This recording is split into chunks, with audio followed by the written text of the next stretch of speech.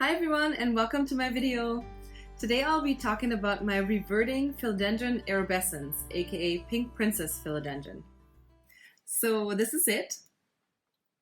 And it's called a Pink Princess because it has a pink variegation in the leaves, as you can tell with these two leaves right here.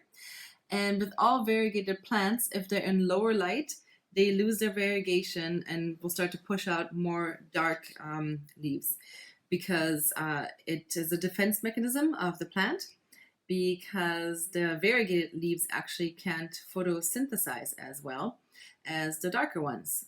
So the plant will revert to more green leaves so that it can make more energy for the plant. And technically there's nothing wrong with it being green. You can grow it like that for its whole entire life and it'll be a big beautiful plant and it'll be totally fine. But I just want to help it get a little bit more pink. So I'll show you a couple tricks you can do to help it along the way. So the easiest thing you can do is just move the entire plant to new lighting conditions, better lighting conditions for it. I moved it into an east-facing window, which is good because it gets really bright light, and in the morning it gets some direct sun, but it doesn't burn the leaves with intense, hot, south-facing sun. So that's one thing you can do. That's very easy. So the one thing with moving the entire plant to new lighting conditions is that all the green leaves will stay green.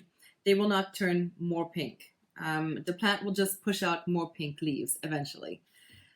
If you want a plant, however, that's pink from the bottom up right away, you can make new plants by dividing this plant up into baby plants. And I'll show you how to do that.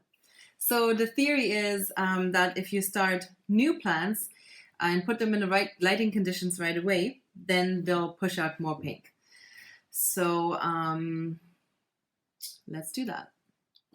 So there's a few different ways that you can propagate philodendron, but I'm going to be talking just about the water rooting method because for me that seems to be the most tried and tested way, and it just always works for me. So for this method, you're going to need scissors. Make sure they're clean so that the plant doesn't get an infection. And you're also going to need a vessel where to root the plant in. I'm going to use these Patron bottles because that's how I roll. They're pretty beautiful though. So the first thing you'll want to do is identify where to make the cut on the plant. And this is very important for the success of rooting. So you want to make the cut so that you include a node that you can water root. So now I'll show you what the nodes look like. They're just little dots like this, or little aerial roots right here. You can see them, and you can see them right here too. There's aerial roots coming out of the plant and right down here as well. Okay, so this right here is a node, so you make a cut right here, and then this right here is a node, so you make a cut right here, and then you stick those in water and make sure that the aerial roots are totally submerged in water, and these will shoot out roots out of here. You also want to make sure that each cutting has at least 1 or 2 leaves attached to it so that the plant can still produce energy while it's rooting. And that's also an important thing. So making these cuts always makes me super nervous, and I hate doing it because it's, like, don't want to hurt the plant, but sometimes it's worth it. So I'm just going to go ahead and do it, and I'll show you. Okay, so here is that first node right here. This has a new leaf coming as well. So I'm going to cut right here. Ooh, there it goes. All right, there's one. And then I'm going to take this one right here. Okay, so, and there's 2. Ooh. Okay, now I'm going to move the mother plant aside and take our little rooting vessels right here. It smells really good actually, kind of spicy, aromatic. So I'm just going to plop them right in here, like so. There's lots of pink juice coming out. There you go.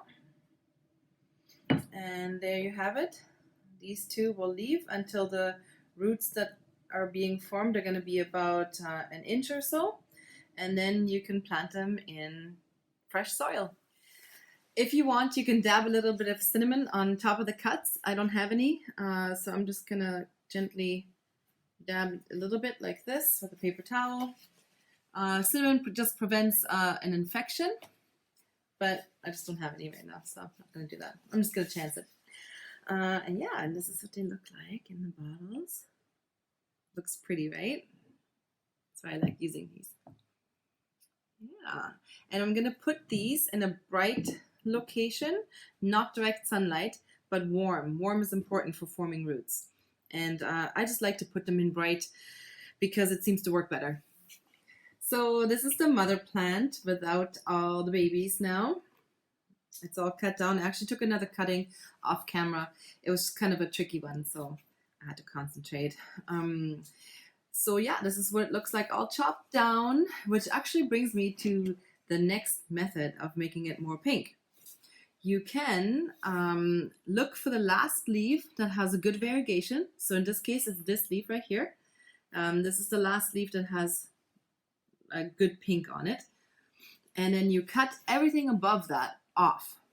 And then you, if you want to, you can repot it into good soil and then put it into a brighter location where it's going to make more pink, and the plant should become more pink after that. And soil for philodendrons, I find that you can just use any tropical plant soil. This right now is in some sort of mix with, I think there's moss in there, sphagnum moss. I got this plant actually from another plant enthusiast here in Winnipeg. Thank you so much, you know who you are. I love it, and it actually grew lots since you gave it to me. But unfortunately, none of the leaves had any pink on it. It's probably because I didn't have it in the right lighting conditions, but I'm going to change that. So there you have it. 3 ways to make your Philodendron erubescens, aka pink princess philodendron, more pink. So first one, move the entire plant into a brighter area where it can produce more pink. Second method, cut new babies off, water root them, and plant them into a new medium and put those into a brighter area.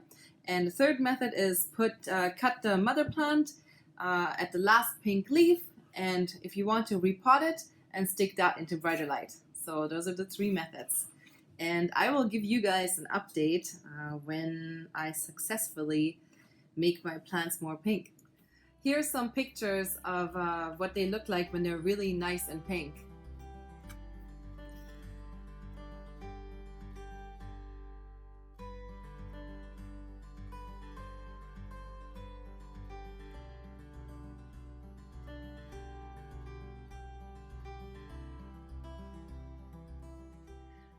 So I hope my video has helped you guys, and if you have any questions or comments, please let me know.